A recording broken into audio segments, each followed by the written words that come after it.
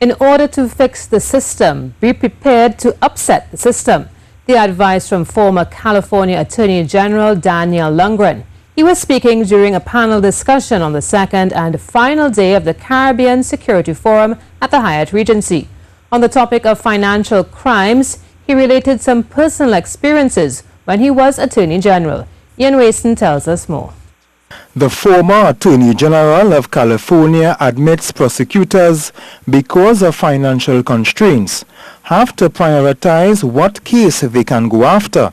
Even so, Dan Lungren says there are other challenges they face when it comes to cases against elected officials. With respect to a question of public corruption, you have an additional factor, which is as soon as you, as an elected or appointed official, as a prosecutor, targets another person who's in power, you'll be accused of doing it for political or partisan reasons. It comes with the territory. He says doing what is right may upset even the voters and the supporters of those facing the courts. He related his own personal experience when, as an Attorney General, where he prosecuted sheriffs, wardens, and even prosecutors. It was not with great pleasure that I did that, because there was a failure of the system and a failure of the integrity of the system that was revealed when I did those things, but in order to cleanse the system, you had to do it.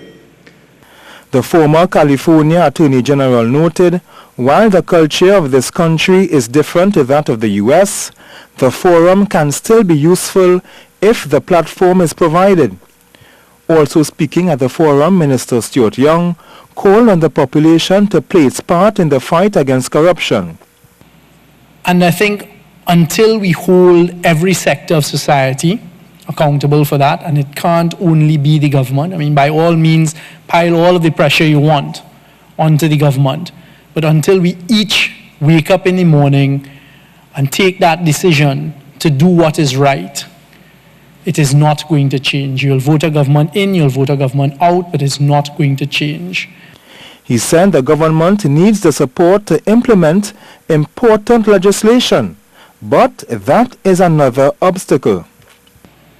I'm calling upon the population to take note at who it is pushing back at following the money, explaining the wealth, a tax revenue authority, and then ask the question loudly and openly, why? Because everyone needs to be made accountable. Ian Waston, C News. The curtain came down on the fifth installment of the Mentoring by the Masters program last evening, a program focused on preserving Trinidad and Tobago's heritage. Well, this year's installment covered 5 main developmental areas: Orisha traditions, fancy Indian mass, children's mass, professional development in broadcasting and music production, and the business of music, with mentors such as Lionel Jagassar Sr., Rosalind Gabriel, Patricia McLeod, Simon Sandiford, and Sharon Pitt. Minister of Community Development, Culture and the Arts, Dr. Nian Gadsby-Dolly, reiterated the importance of the mentoring program. She noted that in order to be successful globally in the creative and cultural industries, there must be a combination of abilities and skills for effective operation within the sector. And skills for effective operation within the sector.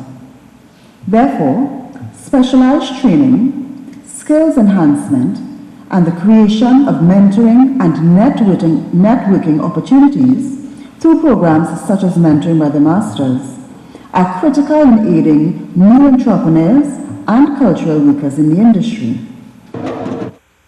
The minister said to this end, the ministry is actively pursuing initiatives and programs which can bolster our creative industries. Some examples include creating and maintaining a comprehensive cultural and creative database via the Artist Registry and the hosting of CariFesta 14 in Trinidad and Tobago in 2019. To this end, the ministry is pursuing actively initiatives and programs which can bolster our creative industries.